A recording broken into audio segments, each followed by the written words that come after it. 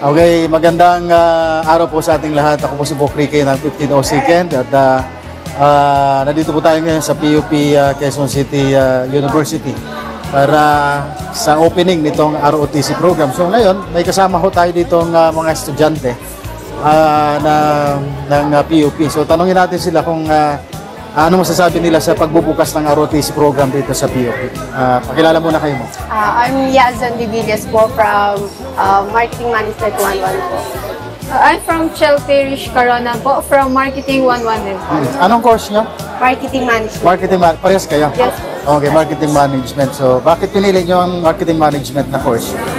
Pinili po namin yung Marketing Management for practicality na rin po kasi mas broad po kasi yung marketing tapos marami pong opportunity.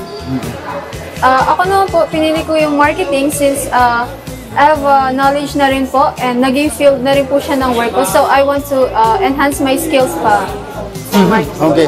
Ngayong araw, inilunsad ang ROTC program sa PUP at kayo ay kasama sa nag-enroll ng ROTC subject. Ano? Bakit pinili nyo ho ang ROTC subject?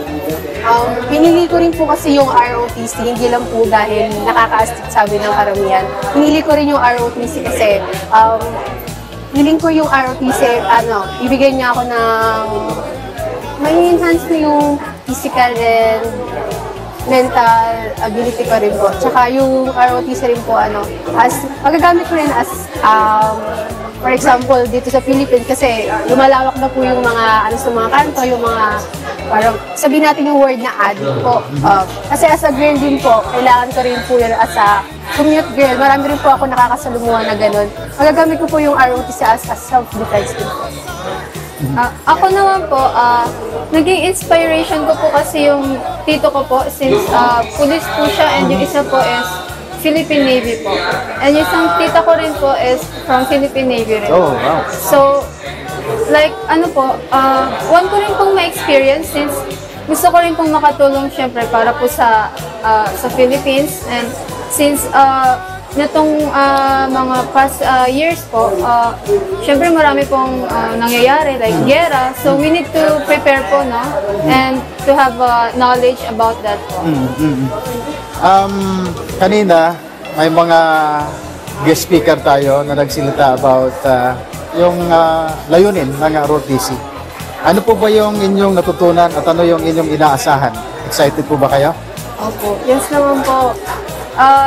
Ako naman po, excited ako kasi first time ko po kasing mag-join sa ganito, sa ROTC.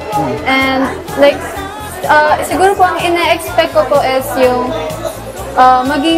matuto kami kung paano like maging magka-leadership sa ganito po. Ini-expect ko po dito sa ROTC as a freshman po kasi nagulat rin po ako sa nagkaroon po ng ROTC sa PUP and parang hindi na ako masyadong nakukonsentrate kasi yung mga TikTok ko rin po parang tinuturuan na rin po nila ako ng mga basic knowledge about sa mga ganito. And sana po yung ROTC na to ay parang mag-lead rin sa amin for as a leadership and magkaroon po kami ng respect for each other. Ano ang mensahe ninyo sa loob ng PUP at the same time sa mga kaklase ninyo sa ROTC? Masasabi ko lang po sa PUP, iwasan sana natin yung medyo mabibigat po na parang gawain sa mga student kasi marami po akong nakikita ay sa online. Pero sabi naman po kanina na taliwas naman po daw sila sa hazing kasi marami na po kasi yung namamatay ngayon. Hindi lang po sa mga ROTC, also sa mga military na rin po.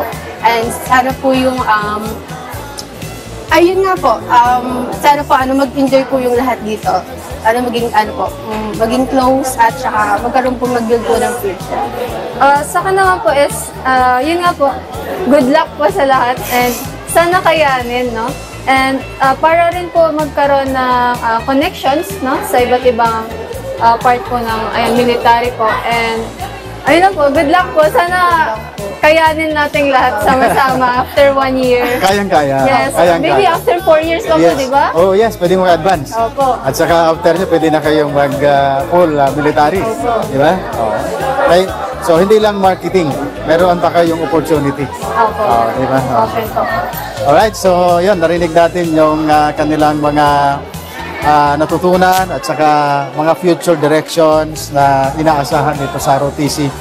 So, yun, kami po ay nagpapasalamat sa ROTC, sa management dito sa PUP dahil sa pagbubukas. Salamat din sa mga organisasyon from Colonel Bigo, sa atin pong commandant, si Major Simpson, at sa lahat po ng mga tactical NCOs, sa lahat ng mga estudyante. Sama-sama, tulong-tulong tayo. Okay? Good morning. Opo, opo. Thank you.